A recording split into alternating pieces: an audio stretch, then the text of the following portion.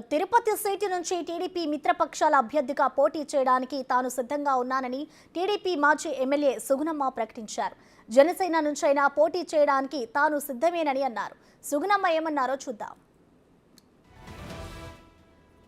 తిరుపతి నగరంలో జగన్మోహన్ రెడ్డిని ఏ విధంగా రాష్ట్రంలో మనము ఓడించాలనుకుంటున్నామో తిరుపతి నగరానికి కూడా అదే విధమైనటువంటి పరిస్థితి, అదే విధమైనటువంటి కర్మ బట్టి ఉండాలి. ఈ కర్మను, ఈ శనిని వైదొలిగించుకోవాలంటే తప్పకుండా పోటీ చేయాల్సి వస్తే పోటీ చేస్తాం. దాంట్లో ఎలాంటి అభ్యంతరం లేదు.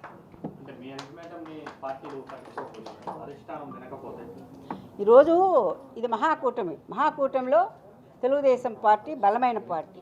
దానికి ఇరువురు కూడా బీజేపీ అండ్ జనసేన కూడా మిత్రపక్షాలు. సో అందరం కలిసే పోవాల్సి ఉంటుంది. దీంట్లో ఎలాంటి తేడా లేదు. ఈ రోజున వాళ్ళు నిర్ణయిస్తే నువ్వే గెలిచే అభ్యర్థివి, నువ్వు ఆ పార్టీలోకి పోయి పని చేస్తావా, గెలుస్తావా అని అంటే ఓకే.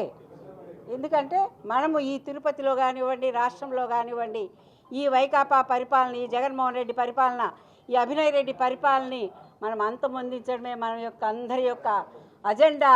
మొట్టమొదటి అజెండా, ప్రధాన అజెండా 1, 2, 3 అదే అజెండా మనకు. కాబట్టి ఆ విధంగా వెళ్ళడానికి కూడా నేనేం తప్పు చేయడం లేదే. నేను తెలుగుదేశంలో పార్టీలో ఉన్నాను.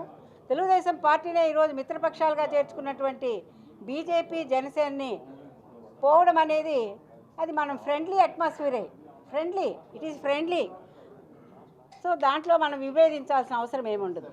మన ముఖ్య ఉద్దేశం, మన ముఖ్య అజెండా జగన్మోహన్ రెడ్డి ప్రభుత్వాన్ని మనము పారద్రోలాలి. ఆంధ్రప్రదేశ్ రాష్ట్రంలో ఆంధ్రప్రదేశ్ రాష్ట్రాన్ని పునర్నిర్మించుకోవాలి. ఆంధ్రప్రదేశ్ రాష్ట్ర భవిష్యత్తును మనం అందరం కూడా కాపాడుకోవాలి అనే, ప్రజాస్వామ్యాన్ని కాపాడుకోవాలనే ఒక ముఖ్య ఉద్దేశంతో ఈ రోజున మహాకూటమి ఏర్పడి మరి బీజేపీ, జనసేన, తెలుగుదేశం పార్టీకి మిత్రపక్షాలుగా ఉంటూ ఈ ఆంధ్రప్రదేశ్ రాష్ట్రంలో ఎన్నికలకు మనమంతా కూడా సన్నిహితం అయ్యాం.